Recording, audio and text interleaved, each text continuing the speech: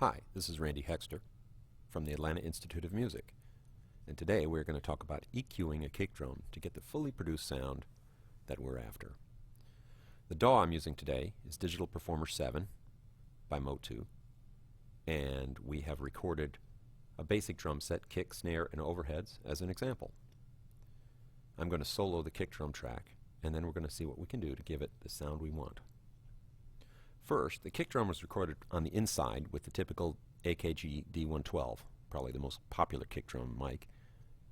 And we're on the way to a good sound, but there's some things that don't sound great when you mic on the inside of a kick. But let's look at how we can fix that.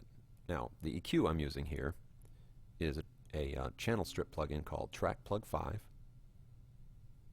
and this is by Wave Arts. Right now I have a flat EQ curve, nothing at all. Let's listen to the raw track. Alright.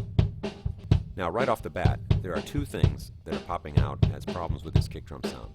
One of them is a general mid-range boxiness, typical of this type of situation, and there are two kind of pitched artifacts in here that really ring out. Now what they are is artifacts of the microphone being inside the drum, picking up internal reflections back and forth in the shell. And you can hear them as cowbell-like ringing. Now these sounds typically don't get outside the drum because they pass sideways back and forth across the drum rather than lengthwise from the drum. So let's find them first. I'm going to create a parametric band, and I'm going to set it to about 1/10 of an octave, and I'm going to dial around until I hear the pitch. Now on the keyboard I can hear it somewhere in the 400 to 450 area.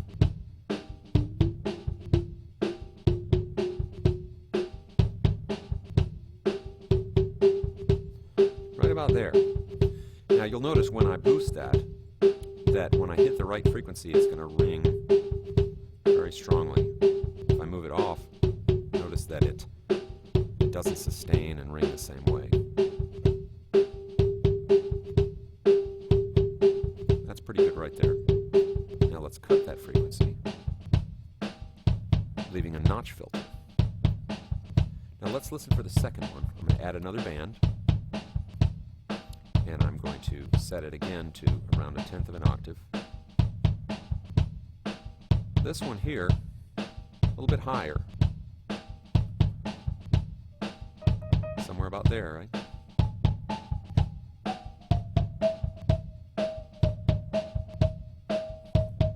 Now again, I'm going to tune around until I make it ring out.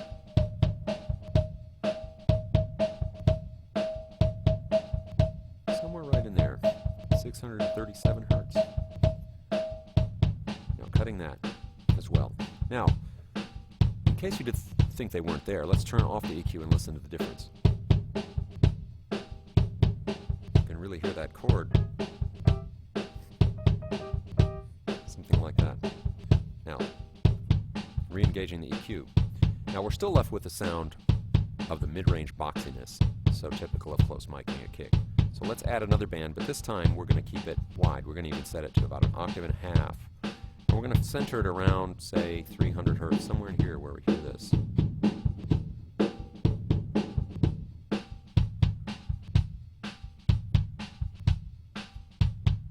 This typically gives us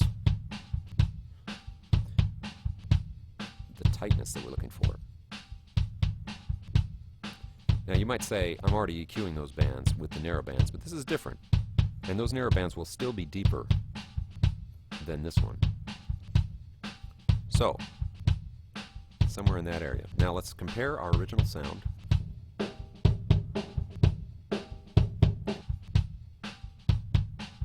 Now, occasionally, there's also somewhat of a flappy beater sound. The beater sound people usually want is somewhere in this 5 kilohertz area. But usually below that, in the 1 to 2 kilohertz area, we might end up with a kind of a papery sound. And that might sound a little bit better, bringing out the natural click of the beater and getting rid of the papery flapping sound at 1.5 kilohertz. Here's our uneq'd sound. And now our EQ'd sound. More of what we're looking for. Notice we haven't messed around at all with the fundamental pitch. Most of the time there's plenty of that, unless you have a really, really inferior microphone. You're going to have enough of that bottom. And if you start boosting the bottom of the kick drum, it might start fighting with the bass guitar or other low instruments.